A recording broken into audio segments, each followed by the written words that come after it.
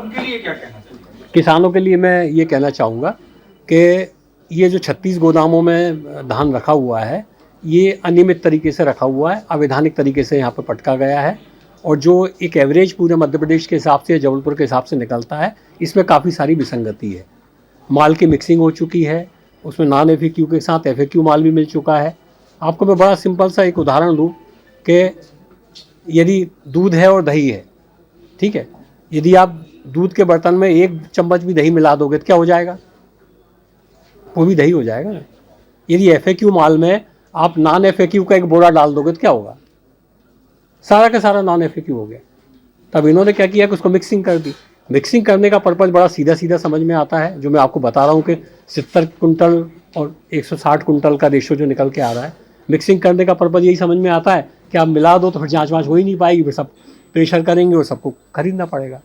मैं किसानों को ये आश्वस्त कर सकता हूँ कि यदि किसानों को जल्दी है, वो अपना जहाँ भी उन्होंने रखा है वहाँ से उठा के ले जा सकते हैं। हमने नज़दीक में उपार्जन केंद्र बना दिए हैं, उस उपार्जन केंद्र पर जाके बेच सकते हैं वो।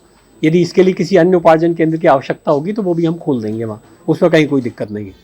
यदि उनको लगता है कि परिवहन कराने में उनको दिक्कत है तो फिर थोड़ा सा हमको समय दें, हमको पूरी जाँच कर लेने दें, ठीक तरीके से पहचान कर लेने दें कि किस किसान का है, और ठीक तरीके से इस बात की पहचान कर लेने दें कि FAQ कौन सा है और नॉन FAQ कौन सा है। FAQ होगा, वास्तविक किसानों का होगा, हम बाकायदा उसको खरीदेंगे। इसमें मैं किसानों से सहयोग की अपील कर रहा हूँ। जो निहित स्वार्थी तत्व हैं, जो कि क्लियर कट समझ में आ रहा है कि जिन्होंने अपने लालच के कारण किसानों को भी फंसाया, उनके प्रभाव में आके जबरदस्ती धरने पे बैठ के और उस पर बैठ के मतलब प्रेशराइज करने की कोशिश ना करें। हम खुद कह रहे हैं कि हम आगे बढ़ के खरीदेंगे। और मैं आज जाऊँगा पाटन, आप कह रहे हैं पाटन धरने पे बैठे हैं लोग, मैं जाके बात करूँगा। मुझे लगता है लोगों को समझ में आएगी ये वाली बात कि इस तरीके से प्रेशर डेवलप करने से कुछ नहीं होगा। उनको भी सहयोग करना चाहिए, हम भी सहयोग करने के लिए तैयार हैं। मौके पे आके किसान बता दें कि साहब ये मेरा माल है, FAQ है तो हम खरीद लेंगे, नॉन FAQ है तो उसको ठीक कर ले वो।